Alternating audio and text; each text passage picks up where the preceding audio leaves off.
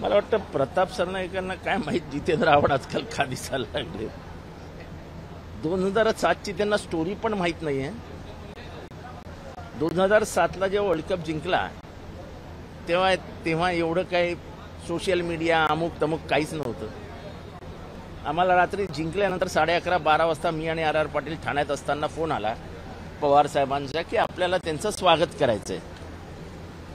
2 मतप्रवाह होते की सकाळी 5:30-6ला कोण येणार.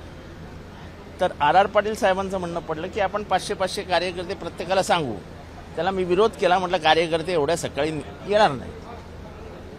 तर मग ते म्हणाले तुझी आयडिया काय. म्हटलं आपण एक जनरल प्रोसेशन काढूया आणि महानगरपालिकेच्या बसवरती आपण सगळे पोस्टर लावूया आणि त्या बसनी ह्या सगळ्यांना घेऊन जाऊया.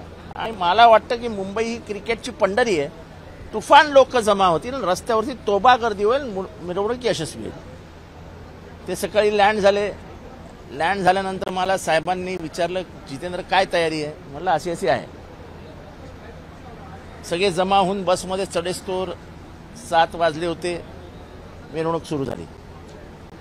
पवार साहेबांची स्ट्रिक्ट ऑर्डर होती की जितेंद्र बस तुझ्या ताब्यात आहे, बसमध्ये कोणालाही येऊ द्यायचं नाही. आणि तेव्हा मी MCAचा मेंबर होतो आणि ती मिरवणूक MCAनी ऑर्गनाईज केलेली होती. अर्धवट माहिती असली ना की असे प्रकार घडतात. ती MCAनी ऑर्गनाईज केलेली मिरवणूक होती. पोलिसांचा रूट फायनल करणं, पोलिसांशी संवाद ठेवणं, सगळं काम मी करत होतो. आणि बसमध्ये बसल्यानंतर सातत्याने माझ्याशी पवारसाहेब किंवा MCAचं कोणतरी बोलत होतं कुठं. कारण का अपेक्षा अशी होती की 3 तासात रूट कंप्लीट होईल. पण रूटला जवळजवळ 9 तास लागले. तोपर्यंत धोधो पाऊस सुरू झाला. पूर्ण मैदानात पाणी भरलं आणि लोकांची तोबा गर्दी. आता त्याच्यामध्ये माझं काय चुकलं. आणि मी तुम्हाला पुढे बसमध्ये कधीच दिसणार नाही. तुम्हाला मी आत्ताही माझा एक फोटो दाखवतो. काल मला एकाने पाठवलाय.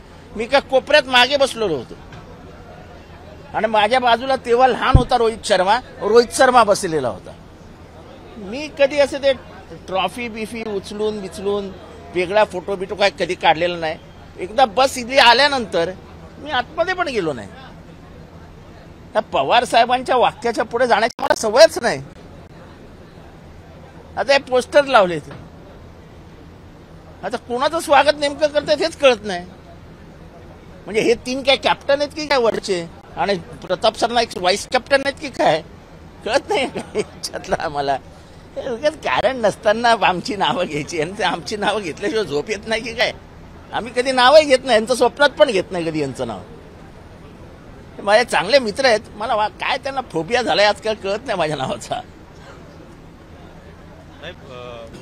महायुतीमधले जे पक्ष आहेत, भाजप, शिवसेना, राष्ट्रवादी काँग्रेस पक्षाची पवार यांचं मनोमिलन व्हावं म्हणून उद्या शनिवारमध्ये एक मनोमिलन मेळावा घेणार होते. मनोमिलन होऊ द्या, नाहीतर अजून काय होऊ द्या. त्यांच्यात काय होतं, चुम्मी होते का, हात पकडतात का, आम्हाला काय करायचंय. मनोमिलन होतं म्हणजे कुठेतरी दुरावा निर्माण झालेला आहे. ते स्वतःच कबूल करत असतात. नरेटिव्ह तेच तयार करून टाकतात. आता नरेटिव्ह काय झालं याच्यातनं, मनोमिलनचा मेळावा घेणार म्हणजे की यांच्यात कुठेतरी दुरावा निर्माण झालेला आहे आणि तो दुरावा दूर करण्यासाठी म्हणून हे बसणार आहेत. हे झालं की नाही, मग आता मी काय बोलावं याच्यावर. ABP माझा, उघडा डोळे बघा नीट.